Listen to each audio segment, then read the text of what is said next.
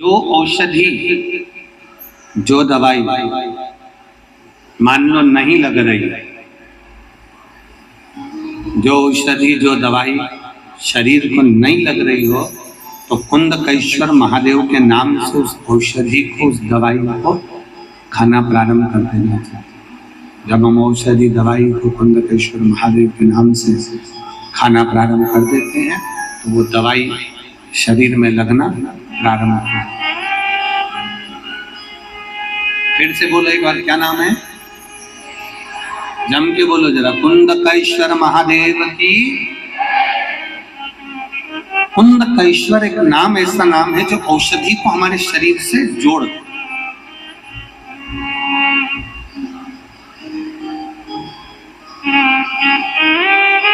हमारे शरीर को औषधि से जोड़। एक बच्चे ने परिचय पत्र लिखा है,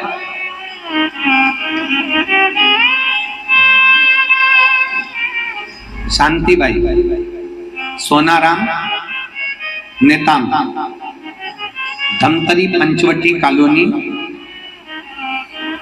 अटलवास,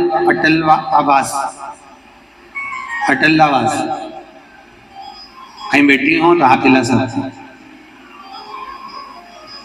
कहीं बैठी है हाथ हिला दे। श्री शिवाय नमस्ते। आ जाइएगा, एक बेलपत्र ले जाइए। मैं शांतिबाई, सोनाराम, नेतान, धमतरी पंचवटी कॉलोनी से। मेरे दो बेटे हैं, उसमें से मेरा छोटा बेटा फलेंद्र के पूरे शरीर में सफेद दाग हो गया, शरीर पूरा सफेद हो गया। डॉक्टरों के पास गई, कई पैसे दवाई में लगा दिए, पर उसका शरीर, उसकी चमड़ी सफेद होती ही चली गई, ठीक नहीं हो पाई। तब मैंने बहुत लंबा समय इलाज कराने के बाद में रायपुर, गुड़ियारी, सब्दुर, अन्य जगहों पर हमने दिखाया, पर कोई आराम ना मिला। उसके बाद में हमने पहली कथा रायपुर के गुड़ियारी में सुनी और शंकर भगवान के उस पवित्र कथा को सुनकर बाबा से प्रार्थना करी, और वहां से प्रार्थना कर वहां से थोड़ी सी मिट्टी ले आए और शिव जी से प्रार्थना कर एक लोटा जल शंकर जी को चढ़ाना प्रारंभ किया। जल चढ़ाती, सीहोर गई, वहां से रुद्राक्ष ले आई, उसको पानी में गला देती, उस रुद्राक्ष का जल अपने बेटे के पूरे शरीर पर लगा देती। गुड़ियारी गई थी कथा सुनने के लिए, वहां की मिट्टी लाकर पूरे शरीर पर लगा देती। कथाओं में जाती हूँ, वहां की मिट्टी लाकर अपने बेटे के शरीर में लगा देती हूँ। आज मैं बाबा को इस पुरुष की पवित्र भूमि पर धन्यवाद देने के लिए आई हूँ कि डॉक्टरों का इलाज कराते कराते थक गई थी, उसकी चमड़ी सफेद की सफेद थी और वो सही रंग में नहीं आ रही थी। आज मेरा बेटा पूरी तरह से तो ठीक नहीं हुआ, पर केवल 25% बीमारी और रह गई है, बाकी का पूरा शरीर उसका असली चमड़ी में आ गया। मैं बाबा को धन्यवाद देने के लिए यहाँ आई हूँ। गुरुदेव, बाबा ने मेरे बेटे की शरीर की जो सफेद बीमारी थी, चमड़ी सफेद हो गई थी, वो पूरी ठीक कर दी है। केवल 25% बची है और बाबा ने पूरा की पूरा शरीर वैसा की वैसा ही कर दिया। मैं धन्यवाद देता हूँ। ये शिव तत्व है, ये ऊपरी है, शंभु।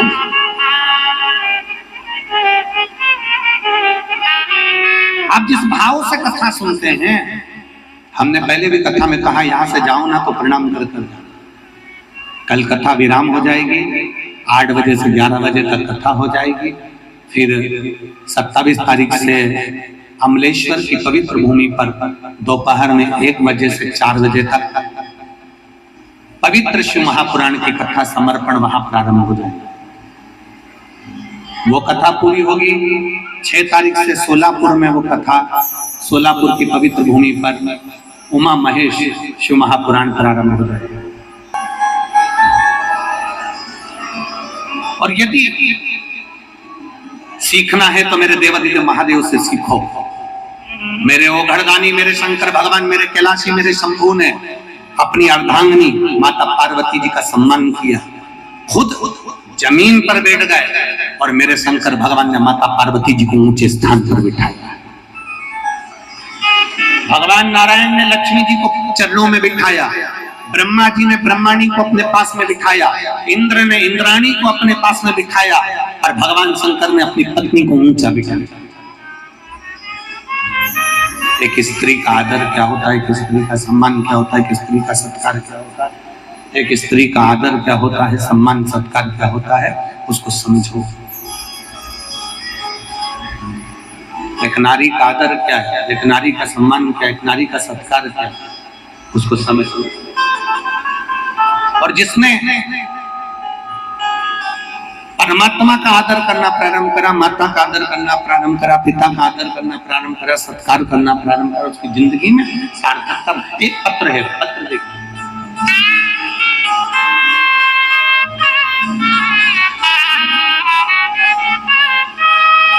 अग्रवाल, पति भरत अग्रवाल, कुरुद, छत्तीसगढ़ से। कहीं बैठे हो तो हाथ हिलाइएगा, कहीं बैठे हो तो हाथ हिला सकते हैं। मैं सरिता अग्रवाल, पति भरत अग्रवाल, कुरुद, छत्तीसगढ़ से। कहीं बैठे हो तो हाथ हिलाइए।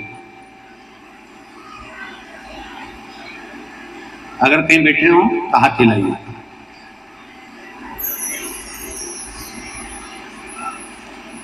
आप ही हैं, हाथ हिलाओ एक बार वापिस।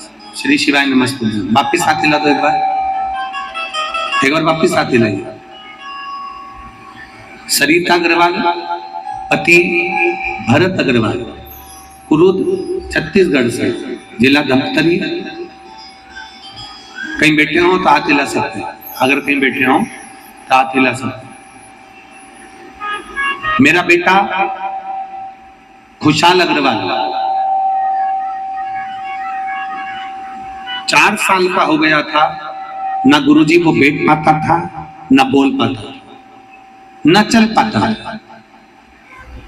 अगर वो बच्चे को लेकर आए हो तो व्यासपीठ पर अवश्य लेकर आए। अगर कहीं बैठे हो, सरिता अग्रवाल, पति भरत अग्रवाल, कुरुद, छत्तीसगढ़, कहीं बैठे हो तो अपने बच्चे को ला सकते। मेरा बेटा खुशहाल अग्रवाल जो 4 साल का हो गया था, ना बैठ पाता था, ना बोल पाता था, ना चल पाता था। गुरुदेव कोरबा के डॉक्टर को दिखाए, कोरबा के बाद में रायपुर दिखाए, फिजियोथेरेपी करवाई, पर ठीक नहीं हुआ। उसको रायपुर के बाल गोपाल हॉस्पिटल में भी दिखाया गया। डॉक्टर बोले इसका MRI करवाना पड़ेगा, रिपोर्ट देखकर बताया जाएगा। रिपोर्ट देखकर डॉक्टर ने बोला इसके सर में जो नसें होती हैं उसमें से नस दब चुकी है, इसलिए ये बच्चा ना तो चल पा रहा है, ना बोल पा रहा है और ना बैठ पा रहा है।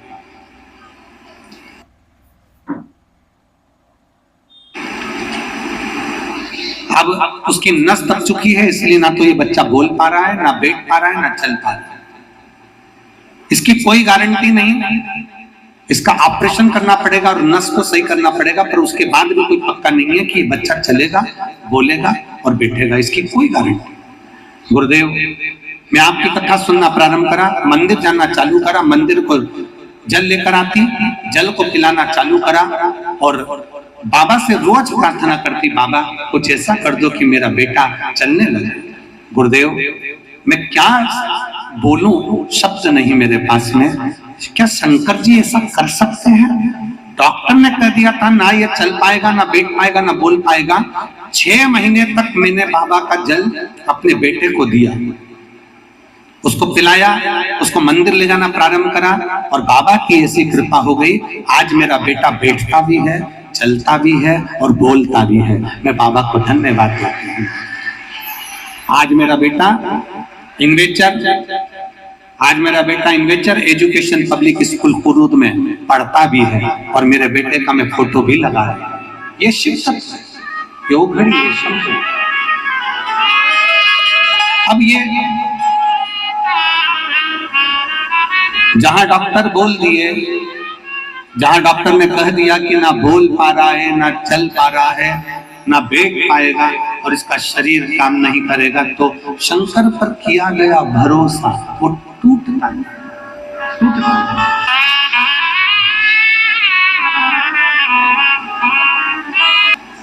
शमशान खुद जानता हूं। बस अंत समय है, प्राण छूट रहे हैं, शरीर समाप्त हो रहा है और इस शरीर को लेकर अंत समय में शमशान की ओर बढ़ना है, शमशान की ओर जाना है। अंत समय सत्संग में, शमशान में कोई निमंत्रण का इंतजार नहीं, वहां तो खुद जाना पड़ता है। उसी तरह शंकर के मंदिर में जल चढ़ाने का, निमंत्रण का इंतजार मत करो। शंकर के मंदिर में एक लोटा जल चढ़ाने जाओ, अपने आप तुम्हारा दुख कटेगा, समाप्त होगा और तुम्हारा दिन आनंद होगा। शिव के मंदिर में जाओ। एक माँ ने पत्र लिखा, एक तो निवेदन है, पत्र आप लिखो, मना नहीं, पर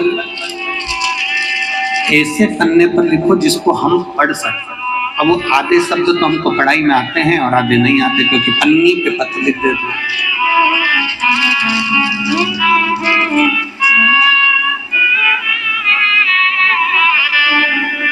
मेरा नाम अंगेश्वरी साहू है। मैं ग्राम सेमरा डी ब्लॉक पुरुत की निवासी हूँ। कहीं बैठी हूँ तो हाथ हिला सकती, आप ही हैं। श्री शिवाय नमस्ते। आ जाओ, एक बेलपत्र ले जाना, आ जाइए। मेरा नाम अंगेश्वरी साहू है। मैं ग्राम सेमरा डी ब्लॉक पुरुत की निवासी हूँ। मैं भोलेनाथ जी की कृपा का जितना बखान करूं उतना कम है। मैंने भोलेनाथ जी को देखा तो नहीं है,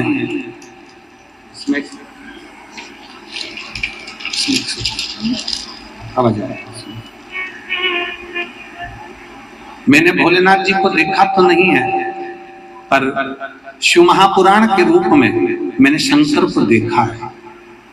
गुरुदेव, ये मेरा चौथा पंडाल है जहां मैं बैठकर कथा को श्रवण कर रहा हूं। मैंने बाबा से केवल इतना मांगा था, मेरे बाबा ने मुझे दे दिया।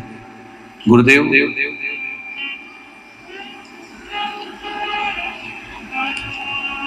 2 महीने पहले मेरा तबीयत बहुत खराब हो गया था। एक बार पहले भी तबीयत खराब हुआ, तभी भी डॉक्टर को दिखाया और फिर 2 महीने बाद फिर तबीयत खराब हुई, फिर दिखाया। तो सोनोग्राफी में मालूम पड़ा कि मेरे बच्चेदानी में छोटे छोटे बहुत सारी गठाने हो गई। किसी की बच्चादानी में 1 गठान होती है, 2 गठान होती है, पर मेरी बच्चादानी में पूरी गठानों से भरी हुई है। डॉक्टर ने 2 हफ्ते के अंदर ऑपरेशन करवाने का सलाह दे दी। उन्होंने कहा ये बीमारी कुछ साधारण सी नहीं है, अगर 1 गठान होती तो हम साधारण समझ लेते, पर आपके गर्भाशय में बहुत सारी गठाने, इसलिए बीमारी साधारण नहीं है। 1 माह के भीतर ही बेटे की शादी थी।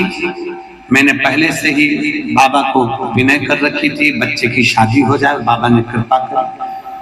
अब करूं तो करूं क्या? गर्भाशय में बहुत सारी गठान, और डॉक्टर बोल रहे हैं ये साधारण गठान नहीं है, इसकी जांच होगी। 1 गठान होती तो हम साधारण मान लेते, पर पूरा गर्भाशय गठानों से भरा हुआ। अब क्या करें? तब हमने शंकर पर चढ़ा हुआ जल पीना प्रारंभ करा, पशुपतिनाथ का व्रत करना प्रारंभ करा।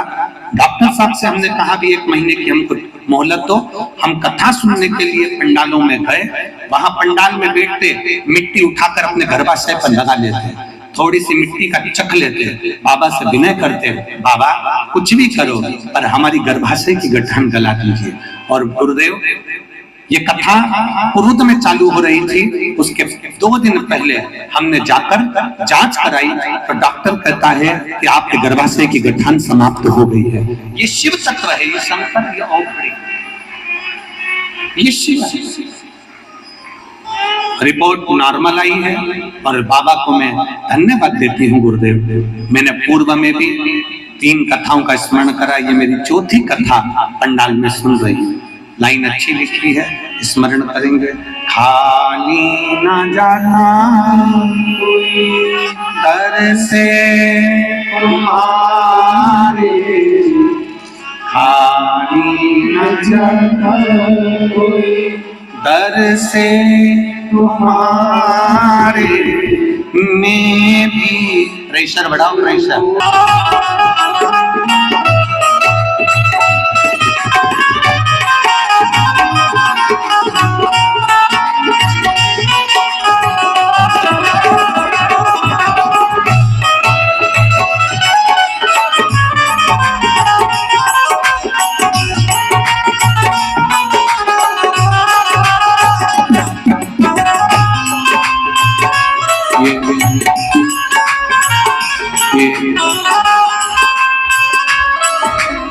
सरिता जी अग्रवाल हैं पुरुष से, जिनका बेटा था विशाल अग्रवाल, जो 4 साल से ना बैठ पाता था, ना चल पाता था, ना बोल पाता था, और शिव जी की कृपा से चलना, बोलना और बैठना चालू करा। जो उनकी माता जी, एक बार जोरदार ताली बजाकर उनका स्वागत था।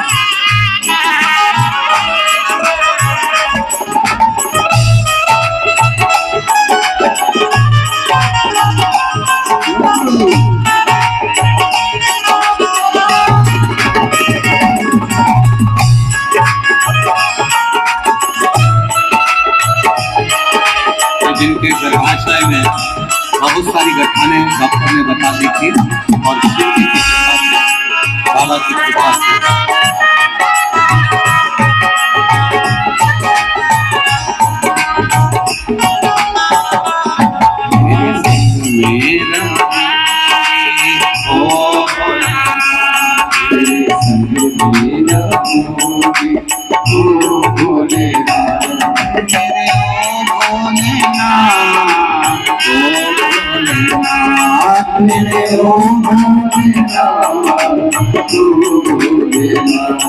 मेरे ओ भोलेनाथ, ओ भोलेनाथ,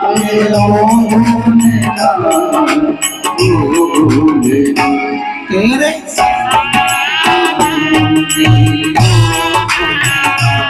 तेरे संग मेरा ओ भोलेनाथ। भाव से आनंद से 8 साल में बैठ। कृपा बिना रहे एक भी अनो, उसकी कृपा नहीं होती तब तक कोई शिव महापुराण की कथा में नहीं पहुंचता, भगवान शंकर की कथा में नहीं पहुंचता। और देवाधिदेव महादेव ने करुणा करी है, देवाधिदेव महादेव ने कृपा करी, तब हम इतनी चिलचिलाती हुई धूप में शिव महापुराण की कथा में पहुंचे हैं। हमने पहले भी कथा में कहा, बगीचे में से वही फूल तोड़ा जाता है जो फूल सुंदर होता है, जो फूल आपको पसंद आता है। बगीचे से वही पुष्प तोड़ा जाता है जो पुष्प आपको पसंद आता है, आपको अच्छा लगता है, आपको प्रिय लगता है। उसी तरह शिव महापुराण कथा में वही पहुंचता है जिसको महादेव प्रिय लगते हैं। इनको महादेव की प्रियता होती है, वो प्रियता।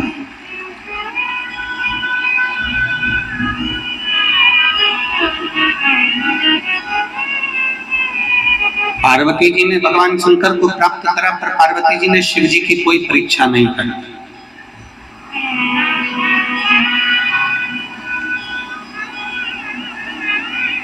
शंकर भगवान ने माता पार्वती जी की परीक्षा करी, पर शिव जी ने माता पार्वती की परीक्षा करी, पर पार्वती जी ने शिव जी की कोई परीक्षा नहीं।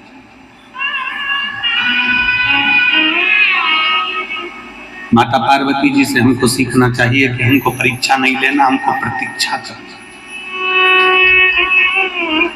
पार्वती जी ने परीक्षा नहीं ली, पार्वती जी ने प्रतीक्षा करी। और शिव महापुराण की कथा कहती है, मेरे भोलेनाथ जी की कभी परीक्षा मत लो, आप तो एक लोटा जल चढ़ाते जाओ, थोड़ी प्रतीक्षा करते जाओ, थोड़ा इंतजार करते जाओ, मेरा बाबा तुम्हारा दुख काटेगा, मेरा बाबा तुम्हारा दुख मिटाएगा जरूर। मेरी माता पार्वती कोई परीक्षा नहीं लेती, मेरी माता पार्वती हमेशा शंकर भगवान की प्रतीक्षा करती है। शिव जी को एक लोटा जल चढ़ाऊंगी, इंतजार करूंगी, मेरा बाबा मेरी सुनेगा।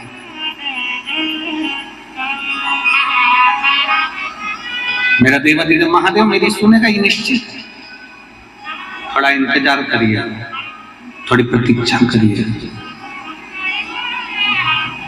और जब हम प्रतीक्षा करते हैं तो उसका फल मिलता जाए।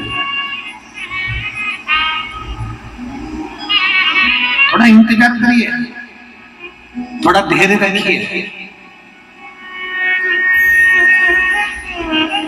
शिव महापुराण की कथा में रामचरितमानस में तुलसी बाबा ने शंकर भगवान को विश्वास कहा है। शंकर विश्वास रूपी है।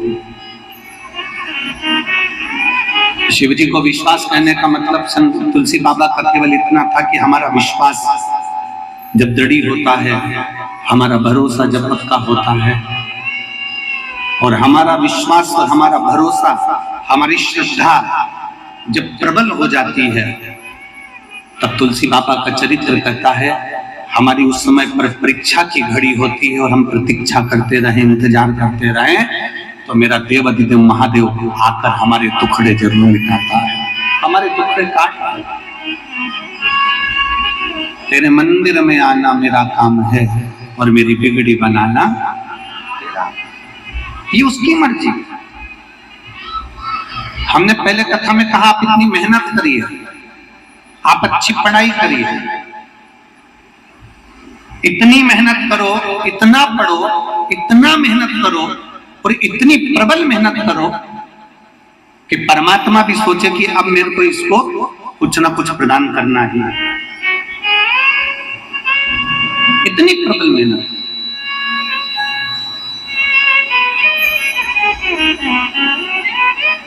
वेदव्यास जी महाराज ने इतनी सारी पुराणों की रचना करी है।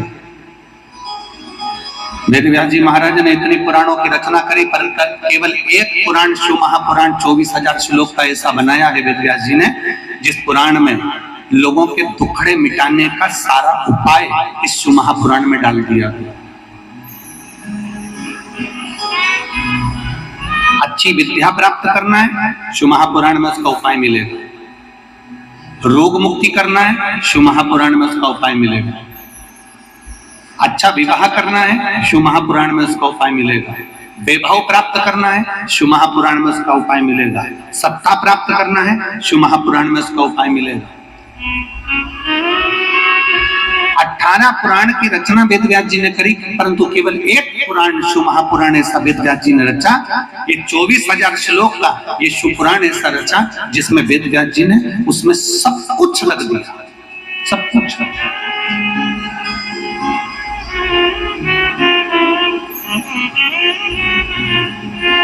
जैसे मेरी चतुर माताएं होती हैं, 18 पुराण में एक पुराण वेदव्यास जी ने रची जिसमें सारे उपाय दे दिए। ये करोगे इससे ये फल मिलेगा, ऐसा करोगे इससे ये फल मिलेगा, ऐसा करोगे इससे ये फल मिलेगा, एक लोटा जल समर्पित करोगे इससे ये फल मिलेगा। वेदव्यास जी ने सब कुछ इसमें रखा। ये उसी तरह जैसे मेरी जो माताएं यहाँ पर बैठी हैं, इन सबके घर में एक ऐसा एक चौकोर या गोल एक डब्बा होता है, रसोई घर। रसोई घर में एक चौकोर या गोल डब्बा रहता है, उसमें इतने बड़े बड़े खंड रहते हैं। क्या बोलते हैं उसको? मसाला दानी। उसमें हल्दी, मिर्ची, हींग, राई, जीरा, धनिया, गरम मसाला सब उस डब्बे में रहते हैं। अब आपको अलग अलग डब्बे उठाना पड़ते हैं क्या? वो एक मसालदानी मेरी जीजियां उठाती हैं और सब्जी बगाड़ देती हैं। सब्जी को बगाड़ने के लिए एक मसालदानी में उस जीजी ने, मेरी दीदी ने सब कुछ भर कर रखा है। एक मसालदानी उठाओ और सारी सब्जी बगाड़ दो। उसी तरह एक शिव पुराण उठाओ और पूरे दुख को मिटा दो।